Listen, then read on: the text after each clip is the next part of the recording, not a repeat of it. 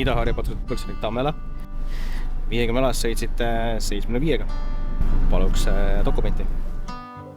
Mina olen Markus, olen siis Ida-Harju politseijaoskonna abipolitseinike rühma liige ja igapäevaselt tegelen siis muusikaõpetaja ametiga. 3 aastat tagasi ma tegelikult ei osanud aimata, et ma panen vormi selga ja lähen õppima seda vabatahtlikku tööd. Eriti aktiivsemad abipolitseinikud, tänu neile me saame panna välja lisaressurssi.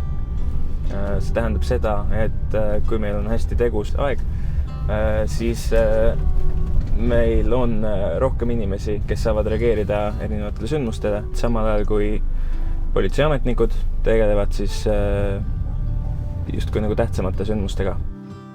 Kui see töö on tihtipeale võib-olla selline mitte kõige meeldivam, siis ma ei tea, mina siiani olen alati ikkagi päeva lõpus koju läinud niimoodi, et nüüd on hea olla. Midagi on tehtud ja ma ikkagi tunnen,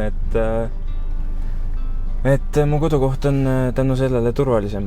Täna me selles mõttes näeme välja nagu päris politseinikud, et inimesed eriti vahet ei tee, aga see loobki sellise turvatunde. Need, kes veel ei ole tulnud abipolitseinikuks, siis ma väga soovitan, sest see perekond tegelikult, kuhu sa kuulud pärast, on üks maailma parim. Ja kõik see, mida tegelikult politsei täna pakub, on minu jaoks nagu üks hea võimalus iseennast arendada. See on väga omalaadne hobi, mida omada selles mõttes. Et jalgpalli mängivad kõik ja mõni käiksutab viiulit ka, aga kui paljud on abipolitseinikud, keda sa tead? Ma arvan, et see on mingisugune kutsumus.